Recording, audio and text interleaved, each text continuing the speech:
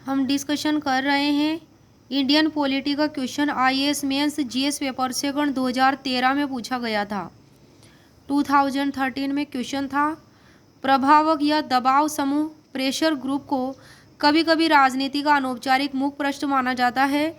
उपरोक्त के संबंध में भारत में प्रभावक समूहों यानी कि दबावक समूह की संरचना और कार्यप्रणाली का आकलन कीजिए। आंसर, दबाव समूह का वर्तमान राजनीतिक व्यवस्थाओं में विशेष स्थान है। इन्हें प्राय विभिन्न नामों से पुकारा जाता है।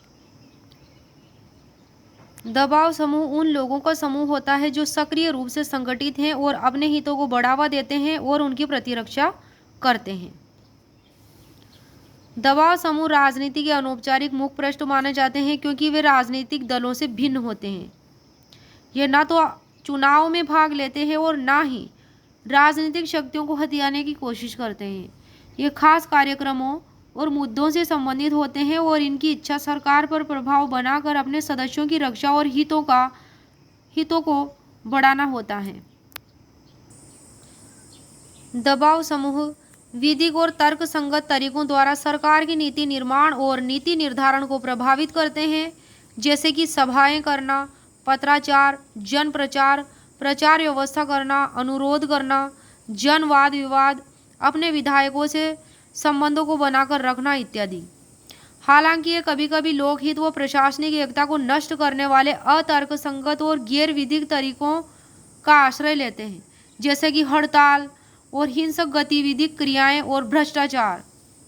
भारत में बड़ी संख्या में दबाव समूह विद्यमान है, लेकिन वे उस तरह से विकसित नहीं हुए हैं जिस तरह से यूएसए और अन्य पश्चिमी देश जैसे ब्रिटेन, फ्रांस, जर्मनी और दूसरे देशों में हुए हैं। भारत में दबावकारी समूह को इन श्रेणियों में विभक्त किया जा सकता है। पहला है व्यवसाय समूह। इसमें बड़ी संख्या में औद्योगिक और वाणिज्यिक इकाइयां शामिल हैं। ये अत्यधिक अनुभवी और परिष्कृत, अत्यधिक शक्ति संपन्न और भारत में दबावकारी समूहों में से सबसे बड़े होते हैं, जैसे कि फिक्की, एसोचैम, एमओ इत्यादि। दूसरा है व्यापार संघ। यह संघ औद्योगिक श्रमिकों की मांगों के संबंध में आवाज उठाता है।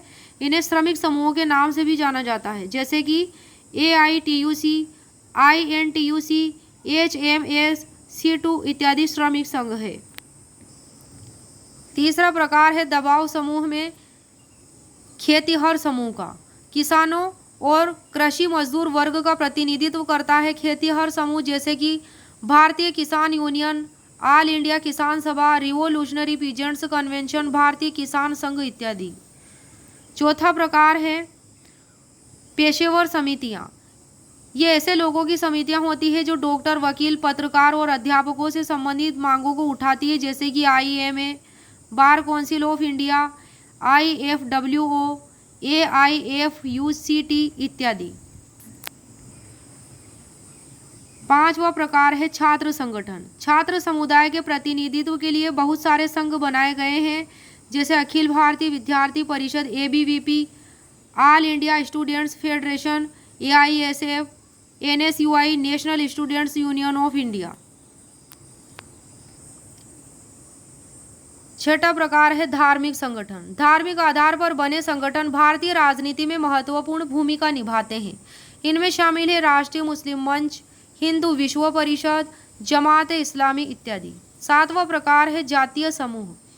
भारतीय राजनीति में धर्म के समान जाति भी महत्वपूर्ण कारक है, जैसे कि Nadar caste association, Tamil Nadu Marwari association इत्यादि। ये जातीय समूह है। आठवां प्रकार है आदिवासी संगठन। यह संगठन मध्य प्रदेश, छत्तीसगढ़, बिहार, झारखंड, पश्चिम बंगाल और पूर्वोत्तर राज्य NSCN-TNU, पीपुल्स लिबरेशन आर्मी, ये आदिवासी संगठन है। दबाव समूहों की कमियां क्या क्या है? दबाव समूहों की कमियां: अस्थिरता इनमें होती है, उग्रवाद का प्रचार इनमें होता है, शक्ति का दुरुपयोग होता है, संकीर्ण स्वार्थ इनमें निहित होता है। यही दबाव समूहों की कमियां हैं। उपरोक्त विवरणों से यह स्पष्ट हो जाता है कि दबाव समूहों को कभी कभी राजनीति का अनौपचारिक मुख्य पृष्ठ माना जाता है। ऐसा इसलिए क्योंकि वे राजनीतिक दलों के समान कार्य करते हैं। जैसे वे किसी समूह विशेष के हितों का प्रतिनिधित्व करते हैं, ठीक इसी तरह से राजनीतिक दल भी जनता के हितों का प्रतिनिधित्व करते हैं।